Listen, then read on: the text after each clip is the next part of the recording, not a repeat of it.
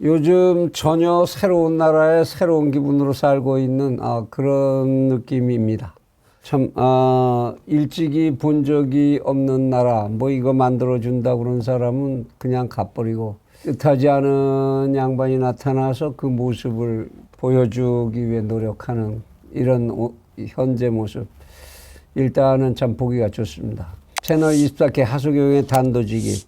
오늘 이 윤석열 정권이 출범하는 이 모습, 이걸 좀 정리를 하면서 우리 생각들을 한번 다듬어 봐야 할 것이 있는 것 같습니다. 청와대 개방, 참 많은 국민들이 몰리고 있죠. 이야, 이렇게 자랐었어. 근데 공원으로도 상당히 가치가 있는 공원이 아니겠습니까? 뒤에 산도 아름답고. 거기다가 용산에 이제 집무실을 개청을 하면서 그것이 어떻게 잘 돌아갈래나 걱정들 했었는데 그것도 문제가 없고. 광주 5.18 행사에도 참 느닷없는 돌격이지요. 진군이라고까지 표현하는 평론가들이 있던데. 그 또한 나쁘지 않았던 모습이고. 거침없이 진행이 된 한미 정상회담. 그리고 참 상대방들이 그렇게 태클을 심하게 했죠. 한동훈 법무장관.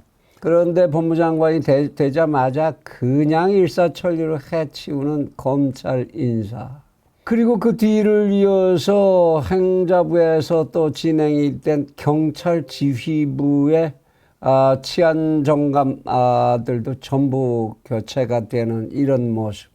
백미는 군 지휘부의 대장급 지휘관들이 전원이 교체가 됐다라는 거 참 보기 드문 모습입니다. 우리가 세금 내서 길러낸 육사공사 회사의 이 인재들이 이번에 제자리를 다 찾아간 것 같습니다. 그러고 났더니 또 용산의 대통령 집무실 앞마당에서 대기업 총수들하고 중소상공인들이 잔뜩 만나가지고 그 자리에서 서로 참 기분이 서로 그렇게 어우러지고 좋아가지고 그런 만남을 하는 모습. 요새 뭐 대기업 총수들이 신이 난 것 같습니다. 뭐 임기 동안에 500조 원 가까운 돈을 투자해서 일자리를 만들어내겠다. 야, 대한민국의 전 국민이 화합의 길로 그야말로 질주하는 것 같은 그런 모습을 보입니다.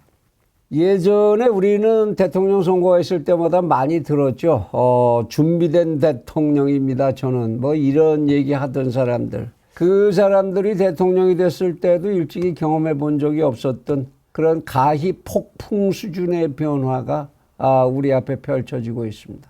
생각나는 고사성어로 쾌도난마라는 이런 수사가 생각이 난다.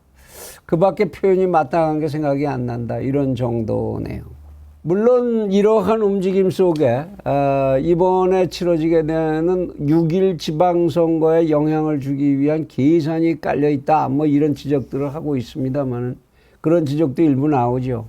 그런데 채널 24K에서는 그렇게 생각합니다. 물론 그런 계산 일부 있을 수가 있죠. 당연히.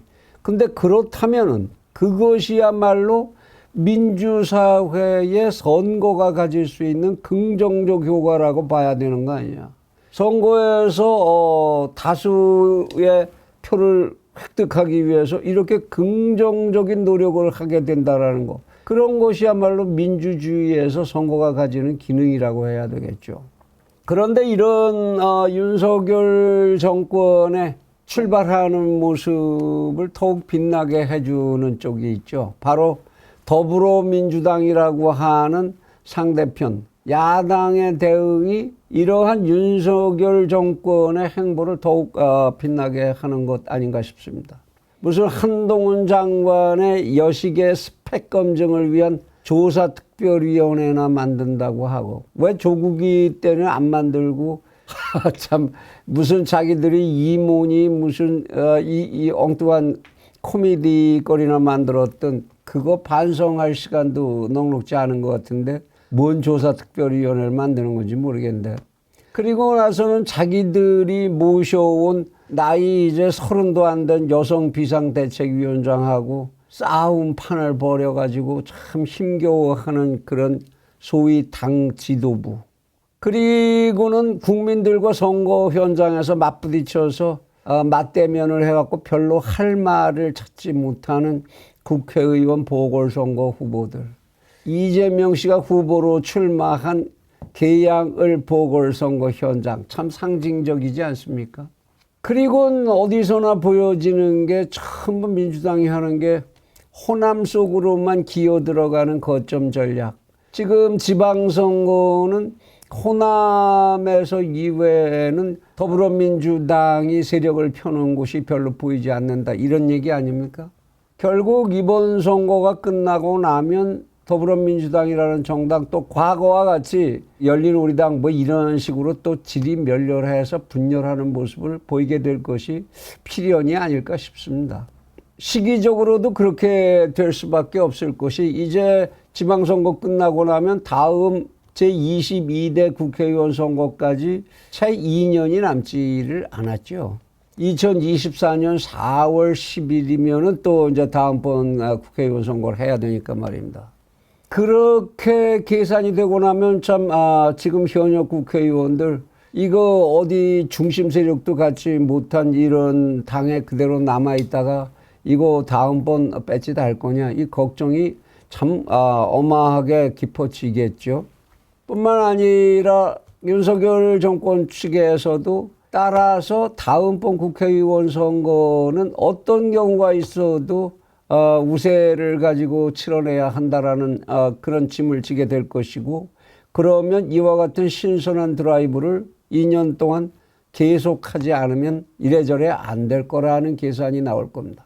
그래서 윤석열 정권이 이렇게 지금과 같은 대한민국과 대한민국 정치의 개혁을 위한 강공 드라이브를 계속하게 될 경우에 이런 환경 속에서 윤 정권의 독주 좀 더 직접적으로 말해서 독재화를 걱정하는 이야기가 나올 수도 있는 것이 뭐 그렇게 잘못이라고는 생각지 않습니다. 그런데 윤 정권이 지금 출범한 지 이제 채 한 달도 되지를 않았습니다. 이런 시점에서 그러한 우려를 과도하게 강조를 한다면 그것은 아마도 대한민국의 재도약을 막는 그야말로 꼰대들의 꼰대 같은 기후가 될 것이 아닌가. 채널24K는 그렇게 생각을 합니다. 치워야 하는 쓰레기 더미가 그만큼 크고 일으켜서 깨워야 하는 전 국민적인 만취 상태가 심각하다면 동원돼야 하는 그 쓰레기를 치우기 위해서 동원돼야 하는 청소 차량, 정비 차량도 그만큼 강력해야 하는 것일 테고 그리고 잠을 흔들어 깨우기 위한 나팔 소리나 각성제의 투여도 그만큼 강력할 수밖에 없어야 하는 것이 당연하다고 봐야 할 것이기 때문입니다. 결국 문제는 현재의 대한민국 상황을 어떻게 판단하고 어떻게 바라보고 있느냐라는 상황 인식의 차이일 뿐이라고 생각을 합니다. 채널24K가 이미 지난 동영상에서 말씀드렸듯이 채널24K는 현재 상황을 대한민국이 획기적으로 달라져야 하는 비상시국 상태라고 인식을 합니다.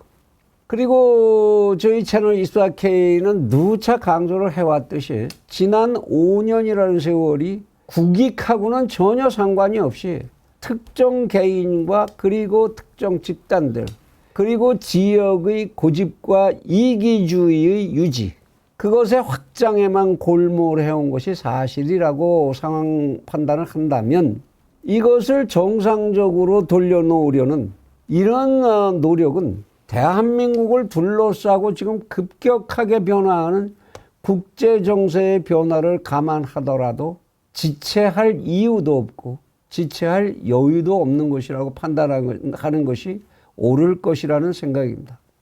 그러한 개혁적 상황을 드라이브하는 과정에서 그 효과를, 그 효율성을 높이기 위해서는 고도로 집중된 이 추진 세력의 코어, 핵을 가져야 한다는 것도 당연한 인류 역사가 어느 단계에서 개혁을 요구할 때 변화하던 전 세계의 어느 시대 어느 나라의 역사에서나 다 보여줬던 그런 역사적 경험으로 볼 때도 그것은 상식이라고 생각이 되는 겁니다.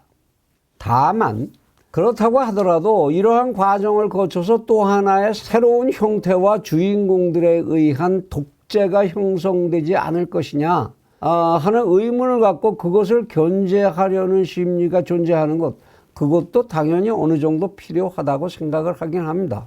그러나 지금과 같은 윤석열 정권, 대한민국의 현재 윤석열 정권은 그러한 독재를 창출해낼 수 있는 채권자 세력을 가지고 있지 않다는 것.